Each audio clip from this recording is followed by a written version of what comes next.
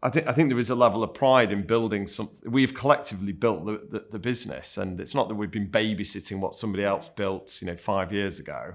I think helping the team achieve that is an amazing reason to get out of bed every day. So tell me about your career journey to becoming a CEO now of Carwow. Yeah, goodness, it's a long and winding road. To 2025, actually, I've been working for 30 years, which I suppose one thing, it's flown by, which is quite frightening. I suppose in some way, I think my career is defined. I had a lucky break when I left university. My uni called me up. I studied marketing, which I really enjoyed. And I left uni. I was literally in tears when I left. I had such a good time.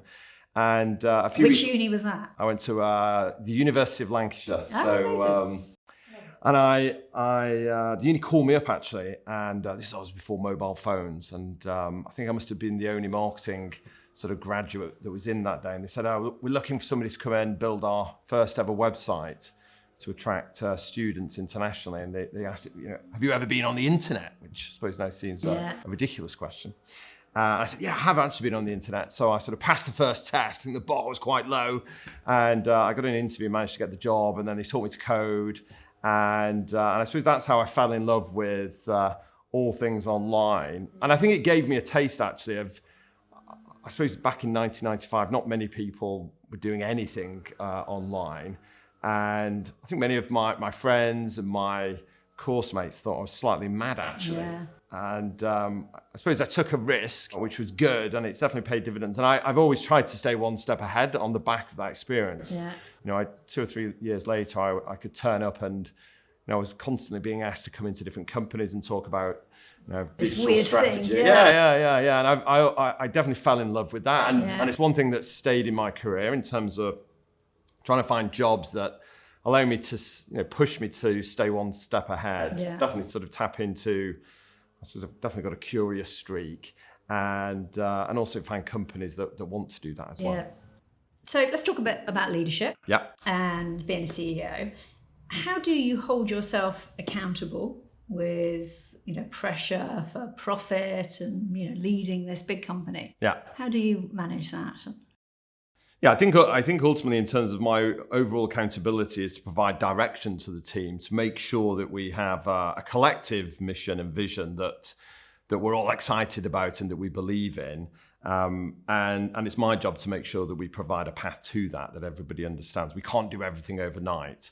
I actually think one of the biggest problems in scaling a business is that we get so excited about building a rocket ship that we all try and get to the end point as quickly as we can, and therefore sequencing and explaining the connectivity between what each of the teams are doing is really important. So in terms of holding myself accountable, I put a lot of emphasis on, I think first and foremost, I suppose, in a sort of healthy northern way, making sure we're doing collectively a tea drinking way, exactly, doing exactly what we say we're going to do. And I think the biggest challenge for that actually as the CEO is that the connectivity between the teams. Yeah. That if team A is going off at 100 miles an hour, that's great, really excited about that, but they may need another team to help and support them do that. So how do you make sure that the dependencies and the connectivity between those teams is there? And so I definitely hold myself to account on that in terms of making sure the teams can actually get stuff done and that they're working in the right sequence to get to the longer term mission. Understood. Do you have an open door policy? Yes, well, I don't even have a door. Okay. Open desk. Yeah, I have open desk, and we have 9 offices across Europe. So I also have an open door on Slack, if you like. I do encourage people to. I think we have a really, really open and I think transparent culture. So you were COO before. I was. Yeah. What has maybe surprised you about becoming CEO? Yeah.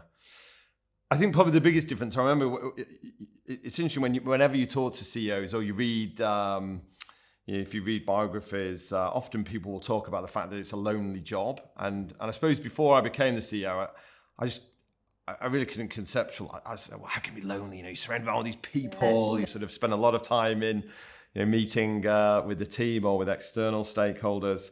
But actually, that's the thing I have found is definitely, it is quite a lonely role in that I always get off the train one stop early now, and I sort of reflect on the day, what's gone well, what's not gone quite so well, and I suppose just take a little bit of a pause between sort of getting home and leaving. A little bit, yeah. And I suppose if you don't like your own company, there's nobody else to blame, and that makes it's a proper triangle, and you're at the top of it. Yeah, and that is quite unique, I think.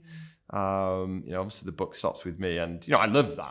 I don't, but it's that to me is the biggest difference ultimately. Yeah. I think it's relatively easy to lead when the business is doing really well. Actually, when it's not doing well, particularly when we are, we don't have warehouses with product in, we don't make things. We are a big group of people that are trying to help dealer and OEM partners and consumers sell and buy cars. So for me, the most important thing is when,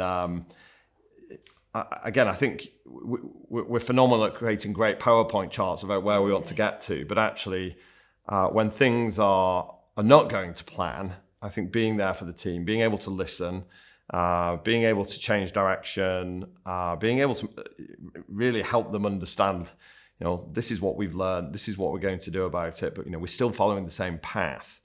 I think being there for the teams and listening and being able to coach and having the agility to move and often say that we made a mistake or that I made a mistake, I think is really important. So how do you keep that innovative mindset? You got any tips for me? You have a little notepad by your bed? Yeah, so I use a to-do list. Whenever I have an idea, I always go in there, have a little, it's my to-do list. I have a little folder in there of random ideas. Often I go about the next thing, that's terrible, I don't delete it. I think in part it comes down to team culture. So first of all, the hiring for curiosity and hiring people that are not fearful of having to build something doesn't exist, or solving problems that haven't been solved within a particular category before. And I think giving people the ability to take risks, and I suppose having an acceptance that sometimes things will not work, and that's okay. Like I said, as long as people don't keep making the same mistakes. What do you think the success to, not disaster, but success to not success is in a company, and the strategy? I mean, if we looked at our product and tech tests, so if we're A/B testing new features, we'll have a sort of 3 in 10 success, 30% success rate. Yeah. So we have more failures. Probably most of them are the ideas I came up with. But that again is fine. And we tend to test. We will hacker test together, so we will not build, a finished, polished product. MVP just to see what the reaction is. But I think. I think if it's if you're winning 80% of the time, you're probably not trying hard enough. That you're not taking big enough steps forward. So I'm comfortable with that, as long as the biggest thing actually is having a repository, if you like, of all of the learning, so that we don't sort of rerun tests or ideas that have failed in the past. And actually, what keeps you coming into work every day? I think to the point, I want to build I in part want to prove to myself actually I can build an amazing technology business. I think at the end of the day, it's a privilege to be a CEO. I mean, I think my wife was explaining to my kids that actually there aren't many CEOs. It's not like jobs don't grow on trees. And I feel really privileged to be able to lead a company, and that it's a massive motivation every day to come in and work with the teams, and I can't imagine ever getting bored, to be honest. It's the problem is that time goes too quickly. So for me, I think trying to build a brilliant business, and the big motivator for me, and again I talked to the team about this, is that I think there is a level of pride in building something. We've collectively built the business, and it's not that we've been babysitting what somebody else built 5 years ago, and I think helping the team achieve that is an amazing reason to get out of bed every day. Fantastic. But obviously a big part of Carwow are the partnerships. Yes. Yeah, the dealers and and other relationships you have to have. What makes a good partner in this respect? Yeah, I think in terms of making sure that Carwow is a great partner, the most important thing, I think, is the ability to listen. It's interesting, actually. I think when Carwow was first formed, often we thought of ourselves a little bit like a retailer, that, you know, the customer was number one, the end user. And I think for a marketplace business, that's too simplistic, because ultimately we have to serve the needs of the partners that are operating on the platform. So car manufacturers and our car dealer partners, and ultimately they pay our bills, and the needs of consumers. And that I think for many people is quite difficult to understand, and often makes partnership, the role of being a good partner quite complex. Ultimately, it's multidimensional. And so I think ultimately, you know, making sure that we're listening is really important. So I spend a lot of time on the road, meeting OEMs, meeting car dealers, to understand how we can, you know, make sure that we are building a platform that serves their needs, but also serves our end consumers as well. So we're doing right by them. And the one thing I love, actually, I think we've done a great job in that we set a lot of.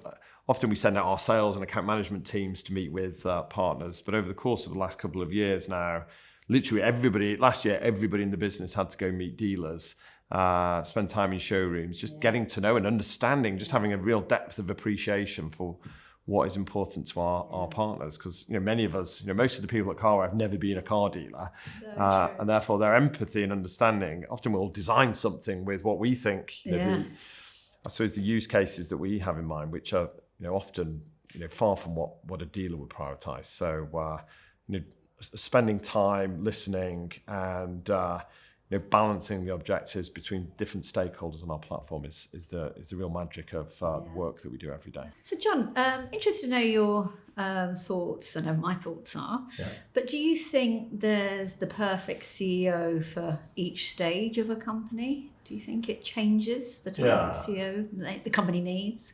Yeah, I think so. Yeah, no. Certainly, I think in terms of my own career, I feel most energized about that growth stage. That's the thing that gets me out of bed every day. I like the fact that we're trying to solve problems that haven't been solved before. You know, perhaps if Carwow was, you know, a multi-billion-dollar business that it one day will become, it'll be a bit jaded. Yeah, you know, it's hard to say actually, because I you know, probably.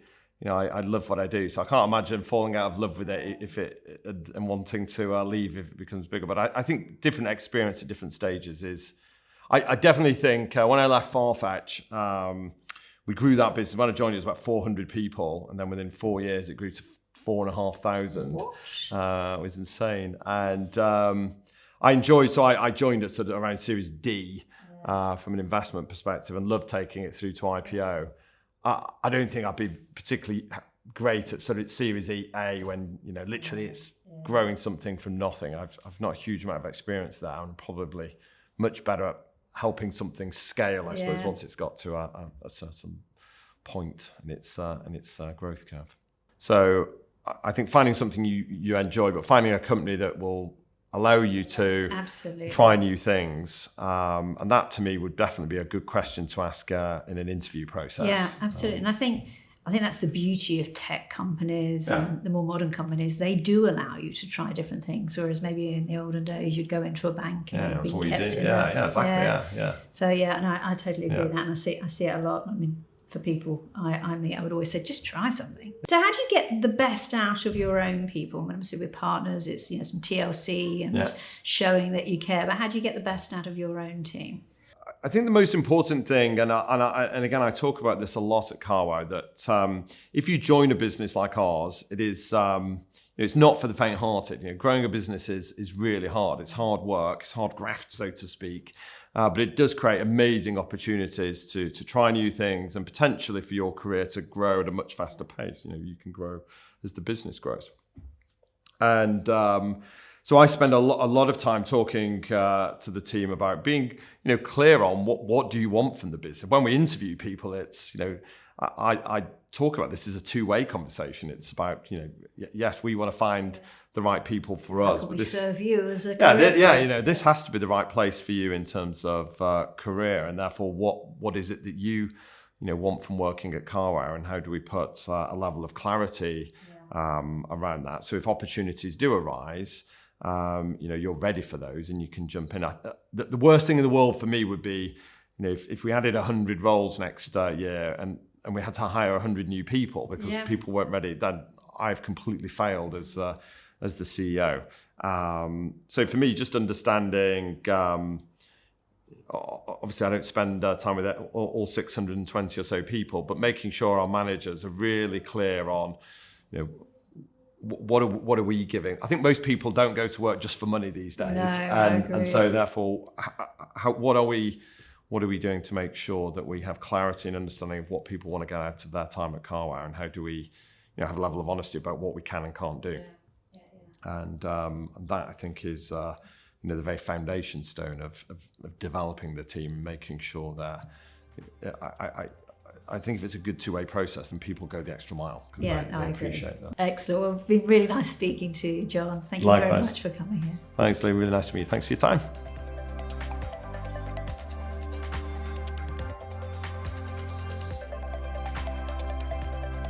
John had some excellent advice for people, young people in particular, who want to go into leadership. Most importantly, find something that you love doing and find a kind of company that gives you the opportunity to try new things. If you can do this, you can stay curious, you'll succeed. I thought John was a huge personality.